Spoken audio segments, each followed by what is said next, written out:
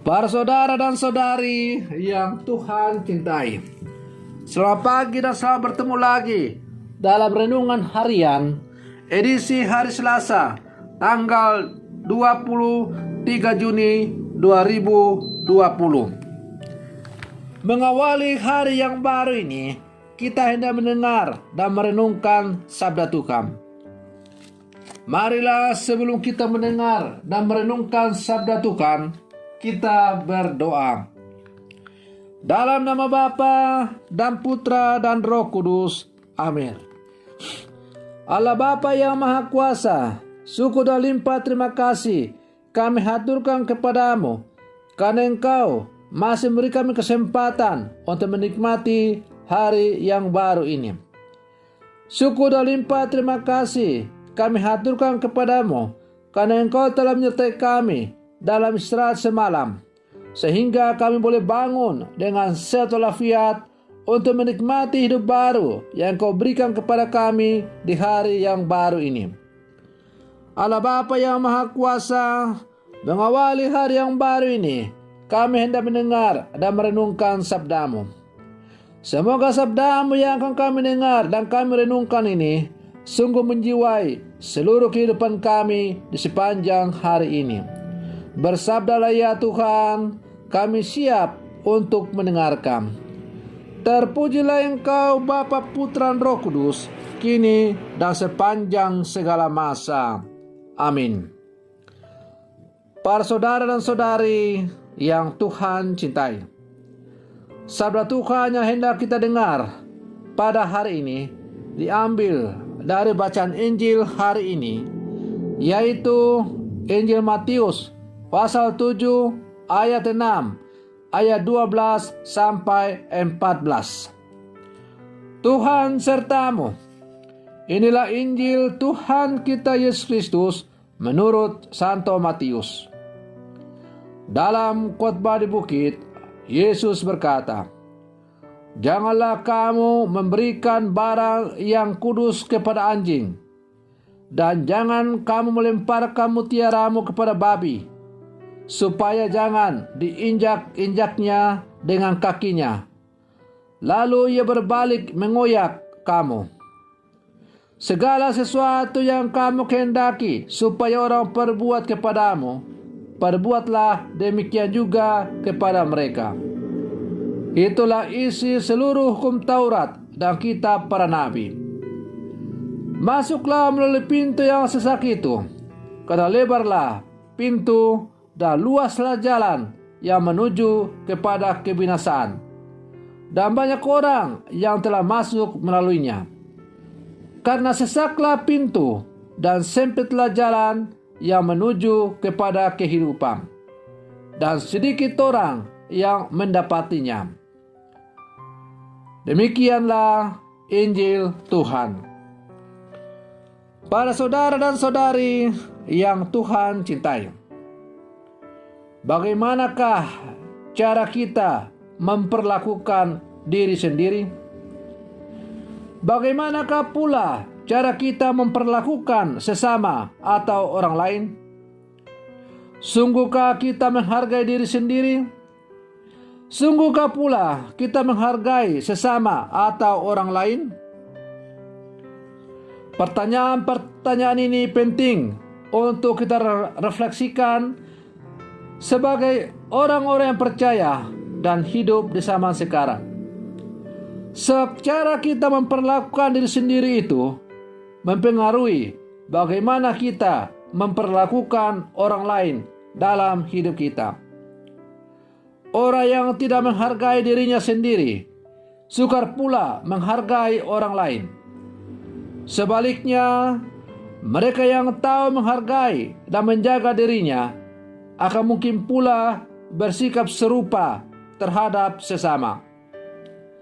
Para saudara dan saudari yang Tuhan cintai, merenungkan bacaan Injil yang baru saja kita dengar bersama tadi, maka ada 3 hal yang saya petik. Pertama, persembahkanlah hal yang berharga dalam dirimu kepada yang kudus dan mulia. Dan yang satu-satunya kudus dan mulia itu adalah Allah sendiri. Dengan demikian kita perlu mempersembahkan diri kita kepada Allah, bukan karena dosa dan kejahatan, tetapi oleh karena Allah mencintai kita dengan sepenuh hati.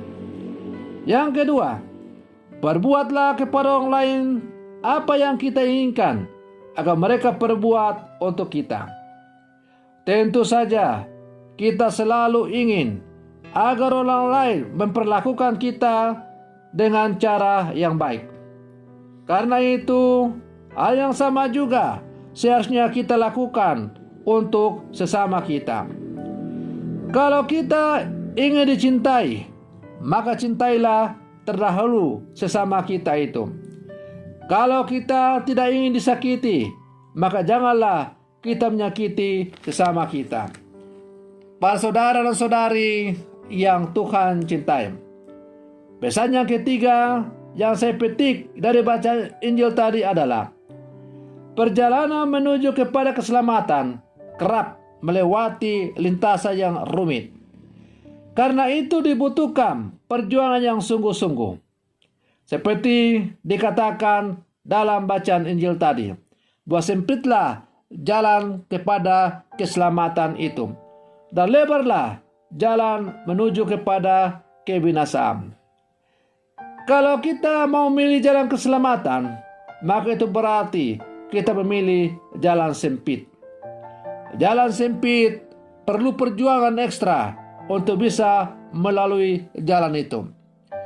Disitulah letak panggilan kita sebagai orang-orang Katolik yang hidup di zaman sekarang. Kalau benar kita mau hidup sesuai dengan apa yang diajarkan oleh Tuhan kepada kita, berarti kita harus memilih jalan yang sempit itu. Kalau kita memilih jalan yang sempit, itu berarti diperlukan perjuangan ekstra yang sungguh kuat untuk bisa melalui jalan itu. Dan kita hanya bisa melalui jalan itu apabila kita selalu mengandalkan Tuhan dalam seluruh perjalanan hidup kita. Sebaliknya, apabila kita tidak mau melaksanakan apa yang diajarkan oleh Tuhan, maka itu berarti kita memilih jalan yang lebar. Jalan yang lebar itu memang enak untuk dilalui, tetapi karena kita melalui jalan yang lebar, maka ada kemungkinan kita tidak waspada dan akhirnya kita mengalami kecelakaan.